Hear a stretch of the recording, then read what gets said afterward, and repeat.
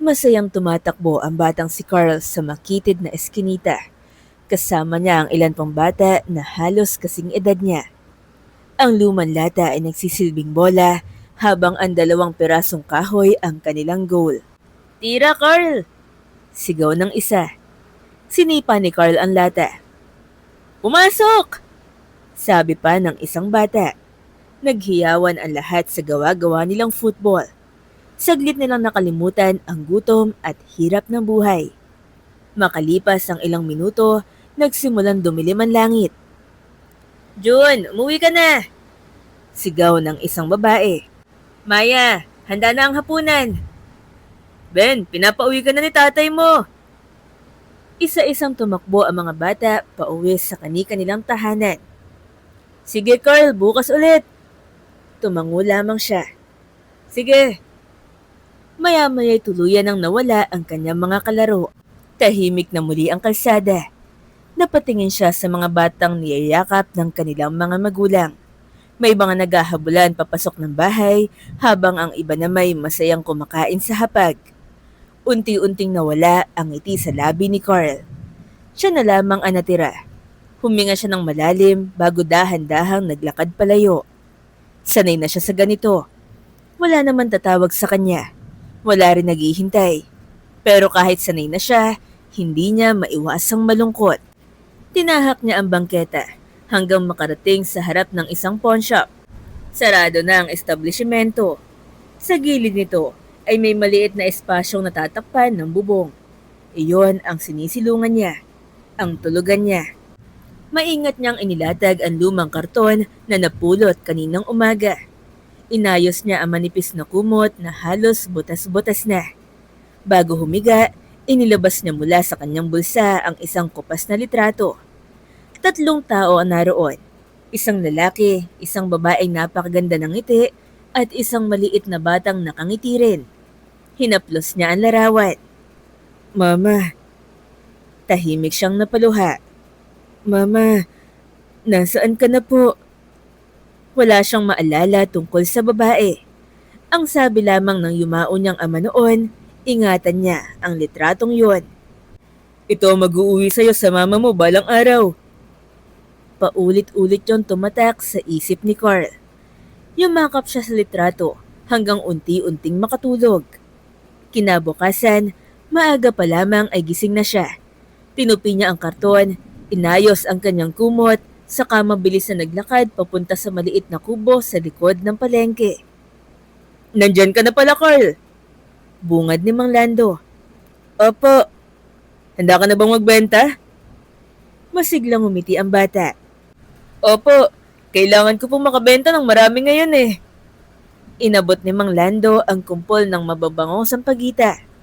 Heto, tulad ng dati. Ibalik mo lang mamaya ang puhunan. Salamat po. Mahigpit na niyakap ni Carl ang basket ng sampagita. Pagkatapos ay nagsimula na naman siyang maglakad sa masikip na mga lansangan ng Maynila. Umaasang may mabubuting pusong bibili ng kanyang mga paninda. Maagang dumating ang itim na luxury sedan sa harap ng mataas na gusali ng Ardent Holdings Corporation. Pagkabukas pa lamang ng pinto, mabilis nang bumaba ang babaeng nakasuot ng puting blazer at itim na palda. Diretso ang kanyang lakad. Matalim ang tingin at walang bahid ng ngiti ang kanyang muka. Siya si Krisha Valdez. Sa murang edad, ay siya na ang CEO ng isa sa pinakamalalaking kumpanya sa lungsod. Kilala siya sa husay, talino at disiplina. Ngunit mas kilala siya ng mga empleyado sa isa pang bagay, ang pagiging terror. Good morning, ma'am. Sabay-sabay na bati ng mga empleyado. Bahagya lamang siyang tumango. Pagpasok niya sa elevator, halos walang humihinga sa kaba ang mga kasabay niya. May mga empleyadong lumabas pa para paunahin siya. Pagdating sa conference room, nagsimula agad ang meeting. Nasaan ang revised financial report? Malamig niyang tanong. Tumayo ang finance manager. Ma'am, hindi pa po tapos ang final revisions. Napabuntong hininga si Krisha. Ilang araw ko nang hinihingi yan. Pasensya na po, ma'am. Hindi sapat ang pasensya kung nasasayang ang oras ng kumpanya. Tahimik ang buong silid. Walang lalabas dito hanggat hindi malinaw ang lahat ng report. Maliwanag? Nagkatinginan ang mga empleyado. Alam nilang hahaba na naman ang araw. Makalipas ang ilang oras, isa-isang lumabas ang mga manager. Pagod na pagod ang lahat. Grabe talaga si Ma'am Krisha. Bulong ng isa. Perfectionist kasi. Kaya nga sobrang umunlad ang kumpanya. Siya ang nagpalago nito mula pa noon. Oo, pero nakakatakot pa rin. Samantala, tahimik na nakatanaw si Krisha sa bintana ng kanyang opisina. Tanaw niya ang makapal na trapiko sa Maynila. Napabuntong hininga siya. Sa kabila ng kanyang tagumpay at yaman, pakiramdam ni Krisha ay may malaking bahagi ng kanyang buhay ang nawawala. Madalas siyang magising sa bangungot. Isang lalaki, isang batang tumatawa, at mga alaalang hindi niya maunawaan. Ngunit sa tuwing pilit niyang inaalala ang mga ito, tila may pumipigil sa kanyang isip. Nagpasya siyang umuwi ng mas maaga. Habang mabagal na umaandar ang sasakyan sa gitna ng trapiko, walang imik siyang nakatanaw sa labas. Isa-isang dumaan sa kanyang paningin ang mga bata naglalako at namamalimos. Hanggang sa may isang payat na batang may dalang basket ng sampagita ang dumaan sa harap ng kanilang sasakyan. Bigla siyang natigilan. Hindi maipaliwanag ang kakaibang kaba sa kanyang dibdib. Kasabay noon ang matinding pagsakit ng kanyang ulo. Napahawak siya sa sentido habang sunod-sunod na sumagi sa kanyang isip ang malalabong alaala. Isang batang tumatawa, isang lalaking nakangiti at isang munting kamay na mahigpit na nakahawak sa kanya. Ngunit isang iglap lang, naglaho rin ang lahat. Mabilis siyang napamulat at muling tumingin sa bintana. Ngunit wala na ang bata. Tahimik siyang napatitig sa kawalan. Hindi. Sino ang batang yon? Mahina niyang bulong. Hindi niya alam na ang isang sulyap na yon ang magsisimulang magbalik ng mga alaalang matagal nang nawala. Maaga pa lamang ay abala na si Carl sa paglalakad sa mga lansangan ng Maynila. Bitbit niya ang basket na puno ng mababangong sampagita habang paikot-ikot sa mga matataong lugar. Sampagita po! Sampagita po! Maamo ang kanyang boses. Hindi siya namimilit. Hindi rin siya nangungulit. Alam niyang bibili ang mga ito kung kailangan nila. Kaya naman ngumiti lamang siya sa bawat taong madaraanan. May bumibili. May nagkukunwaring hindi siya nakikita. May nagtataboy, ngunit sanay na si Carl. Okay lang po. Salamat pa rin. Magalang niyang sinasabi kahit hindi siya pansinin. Pagsapit ng 10:00 ng umaga, nagtungo siya sa kanyang paboritong lugar, ang simbahan ng Quiapo. Doon siya madalas makabenta dahil maraming debotong nagsisimba at bumibili ng sampagita bilang alay. Magandang umaga po. Lumapit siya sa isang matandang babae. Sampagita po. Ngumiti ang matanda. Ikaw na naman, Carl. Opo, Lola. Ingat ka lagi, ha. Opo. Maamong ngiti. Natuwa ang matanda bago bumili ng 2 piraso. Heto. Salamat po. God bless po. Nagpatuloy siya sa paglalako. Napadaan si Carl sa pwesto ng tendera ng kandila na si Lola Mercy. Nang malamang hindi pa ito kumakain, agad siyang inabutan ng 2 pandesal at isang maliit na bote ng tubig. Nagpasalamat si Carl at tahimik na kumain sa gilid ng simbahan. Hindi niya inubos ang pagkain at itinabi ang kalahati. Para po mamayang gabi. Simpleng sagot niya nang tanungin siya ni Lola Mercy. Nalungkot ang matanda, ngunit ngumiti na lamang. Maya-maya, bumili ng 2 sampagita ang traffic enforcer na si Sir Ben. Nang hindi na nito kunin ang sukle, agad yung binalik ni Carl. Naku, hindi po. Ito lang po ang presyo. Napailing ang enforcer. Bihira ang batang kasing tapat mo. Ngumiti si Carl. Tinuruan po kasi ako ni Papa. Kapag hindi sa'yo, wag mong kukunin. Biglang natahimik si Sir Ben. Nasaan ba ang tatay mo? Bahagyang yumuko si Carl. Wala na po. Napabuntong hininga ang enforcer. Pasensya ka na. Ayos lang po. Sagot ni Carl na may pilit ng ngiti. Maya-maya'y muli na naglakad si Carl habang hawak ang kanyang basket. Sa bawat hakbang, hindi nawawala ang kanyang magalang na pagbati. Magandang araw po. Salamat po. God bless po. Kilala na siya ng maraming tindero, deboto, at maging ng mga pulis sa paligid ng Quiapo. Marami ang naaawa sa kanya, pero mas marami ang humahanga. Sa murang edad, dala-dala niya ang kabutihang itinuro ng kanyang ama. Isang kabutihang hindi kailanman nawala kahit lumaki siyang walang tahanan at walang ina sa kanyang tabi. Linggo ng umaga. Sa unang pagkakataon matapos ang maraming buwan, ipinagpaliban ni Krisha ang lahat ng kanyang meeting. Hindi niya binuksan ang laptop. Hindi rin siya tumanggap ng tawag mula sa opisina. Ma'am, sigurado po ba kayong sakya po tayo? Tanong ng kanyang driver. Tahimik siyang tumango. Oo, doon mo ako ihatid. Hindi niya alam kung bakit. Ngunit simula na makita niya ang batang nagtitinda ng sampagita ilang araw na ang nakalipas, tila hindi na siya mapakali. Gabi-gabi niyang napapanaginipan ang isang batang tumatawag ng mama, ngunit sa tuwing gigising siya, wala siyang maalala. Pagdating sa simbahan ng Quiapo, dahan-dahan siyang pumasok. Tahimik ang kanyang mga hakbang. Lumuhod siya sa harap ng altar at mariing pumikit. Hindi niya namalayang unti-unti nang tumutulo ang kanyang mga luha. God, mahina niyang bulong. Kung may bahagi man ng buhay ko na nawala, sana ipakita mo na sa akin. Huminga siya ng malalim. Pagod na ako mabuhay na parang may kulang sa puso ko. Sana malaman ko na ang sagot sa mga tanong na matagal ko nang dala. Nanatili siyang nakaluhod ng ilang sandali bago dahan-dahang tumayo. Paglabas niya ng simbahan, napatingin siya sa hanay ng mga nagtitinda ng kandila, rosaryo at sampagita. Doon niyang muling nakita ang batang ilang araw nang gumugulo sa kanyang isip. Si Carl. Magalang itong lumalapit sa mga nagsisimba. Sampagita po, alay po kay Lord.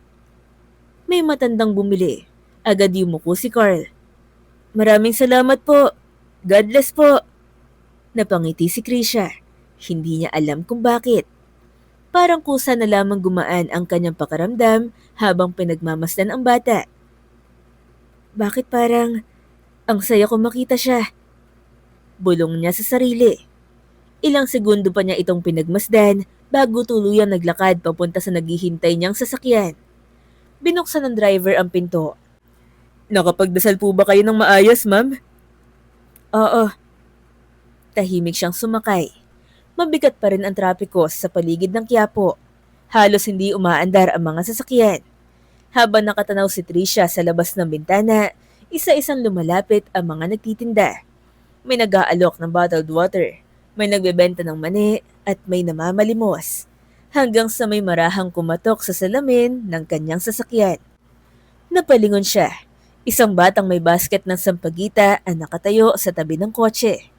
Si Carl. Agad niyang ibinaba ang bintana. Ngumiti siya. Sampagita ba ang tinda mo? Ngunit sa halip na magsalita, natigilan ang bata. Nanginginig ang mga kamay nitong nakahawak sa basket. Nanlaki ang kanyang mga mata habang nakatitig sa kanyang muka. Parang hindi makapaniwala sa kanyang nakikita.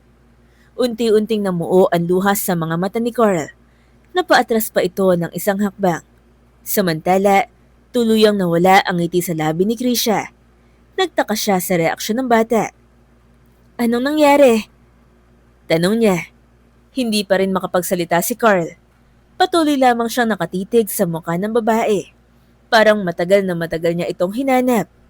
At ngayong nasa harap na niya, hindi niya alam kung paano sisimulan ang mga salitang matagal na niyang gustong sabihin. Hindi maalis ni Carl ang tingin sa babaeng nasa loob ng mamahaling sasakyan. Parang huminto ang buong mundo. Nanlabo ang kanyang paningin habang unti-unting pumapatak ang kanyang mga luha. Nanginginig ang kanyang mga labi. Hindi niya namalayang nabitawan niya ang isa sa mga sampagita.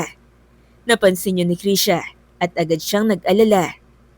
Iho, okay ka lang ba? Hindi sumagot si Carl. Sa halip, dahan-dahan siyang lumapit sa bintana ng sasakyan.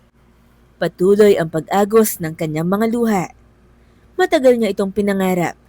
Daan-daang gabi siyang natulog habang yakap ang lumang litrato. Libo-libong umaga rin siyang nagising na umaasang makikita niyang muli ang babae sa litrato. Huminga siya ng malalim. Pagkatapos ay mahina niyang sinabi ang mga salitang matagal nang nakakulong sa kanyang puso. Hindi mo po ba ako naaalala? Mama? Natigilan si Krisha. Parang tumigil ang paghinga niya. Mama? Napakunot ang kanyang noo. Mama mo ko? Wala pa akong anak. Nakatulala lang si Carl. Medyo kumirot ang kanyang dibdib. Bahagyang natawa si Krisha dahil sa gulat. Anong akala mo sa akin? Hindi na nagsalita si Carl. Mabilis niyang inilabas mula sa kanyang bulsa ang isang kupas at halos punit-punit pang litrato. Iniabot niya yun kay Krisha. Ito lang po ang natitira sa akin. Ani ni Carl. Kinuha ni Krisha ang larawan. Mukhang 3 taong gulang na batang lalaki. Isang simpleng lalaki na nakangiti habang nakaakbay sa kanyang pamilya. At isang babae. Nanigas si Krisha. Parang may malakas na puwersang humila sa kanyang isipan. Hindi siya makapaniwala. Siya ang babaeng nasa litrato. Eksaktong-eksakto ang itsura. Biglang kumirot ang kanyang ulo at napahawak siya sa kanyang sentido. Sunod-sunod na larawan ang bumalik sa kanyang alaala. Isang maliit na bahay, masayang tawanan at isang lalaking mahigpit ang yakap sa kanya. Krisha, mahal kita. Sabi ng lalaki. Elmer, boses ni Krisha. Mabilis na sumunod ang isa pang alaala. Isang sanggol na mahimbing na natutulog. Carl ang ipangalan natin. Napaluha siya sa alaala. Kasunod noon ay isang malakas na ulan, madilim na kalsada at isang rumaragasang truck. Malakas na banggaan, sigawan, nagkalat ang pulang likido at purong kadiliman. Napasinghap si Krisha. Bigla niyang naalala ang lahat. Ilang taon na ang nakalipas. Iniwan niya ang marangyang buhay at ang pangalan ng kanilang pamilya upang sumama sa lalaking pinakamamahal niya, si Elmer. Hindi siya nang hinayang sa kayamanan. Hindi siya natakot talikuran ang kumpanyang minana sa kanyang pamilya. Mas pinili niya ang simpleng buhay kasama ang lalaking minahal niya ng buong puso. Nabuo ang kanilang maliit ngunit masayang pamilya. Isinilang niya ang isang batang lalaki, si Carl. Ngunit isang trahedya ang sumira sa lahat. Habang pauwi silang mag-anak, nabangga ang sinasakyan nila. Buti hindi namin kasama si Carl. Agad na isip ni Krisha habang takot na takot. Hindi na nakaligtas si Elmer sa aksidente. Samantalang si Krisha naman ay nagtamo ng matinding pinsala sa ulo. Nang magising siya sa ospital, wala na siyang maalala. Hindi niya naalala ang asawa. Hindi niya naalala ang anak. Hindi niya naalala ang buhay na minsan niyang pinili. Itinago yun ng pamilya niya sa kanya. Ibinalik siya ng kanyang mayamang pamilya sa kanilang tahanan. Unti-unti niyang ipinagpatuloy ang pagiging CEO ng kumpanya. Samantala, lumaki si Carl sa lansangan. Walang kumalinga at mag-isang hinanap ang kanyang ina. Sa pagbalik ng kasalukuyan, tuluyan nang bumigay si Krisha. Lumabas siya ng sasakyan. Hindi na niya napigilan ang kanyang mga luha. Niyakap niya na mahigpit ang payat na katawan ng bata. Anak! Napahagulgol siya. Anak, patawarin mo ko. Hindi rin napigilan ni Carl ang kanyang sarili. Mahigpit niyang niyakap ang ina.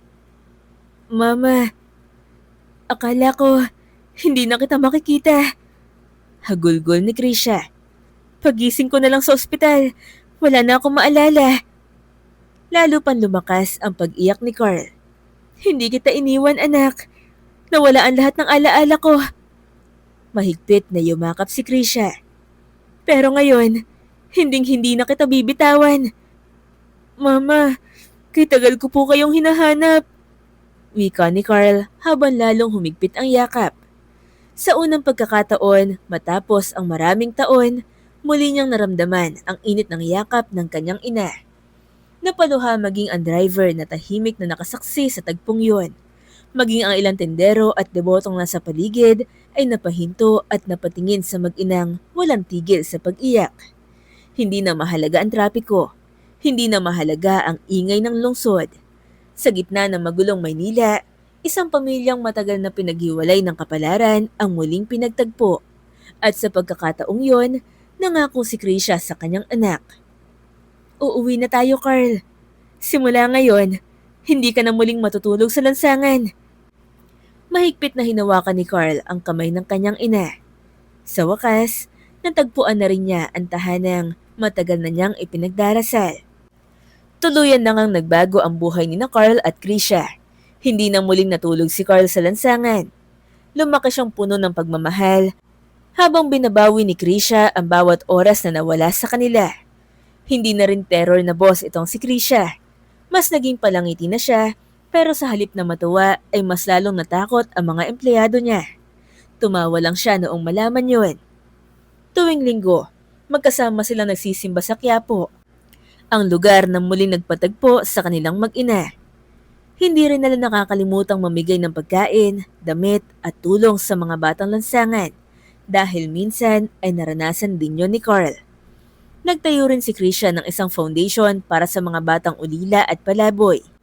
Bilang pag-alala kay Elmer at bilang pasasalamat sa ikalawang pagkakataong ipinagkaloob sa kanilang pamilya.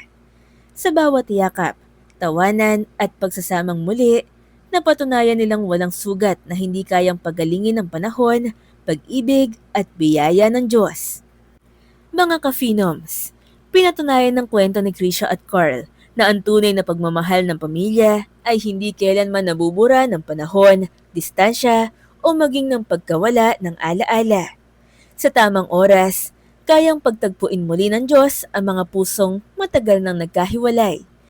Kaya wag mawala ng pag-asa dahil may mga himalang dumarating sa mga taong patuloy na naniniwala at naghihintay. Mga ka-phenoms, nagustuhan niyo ba ang ating kwento? Anong masasabi niyo sa kwento ng buhay ni Carl at ni Krisha? I-comment niyo naman po sa baba ang opinion niyo. Maraming salamat po sa pakikinig. Hanggang sa muling kwentuhan, ito ang Phenom Stories.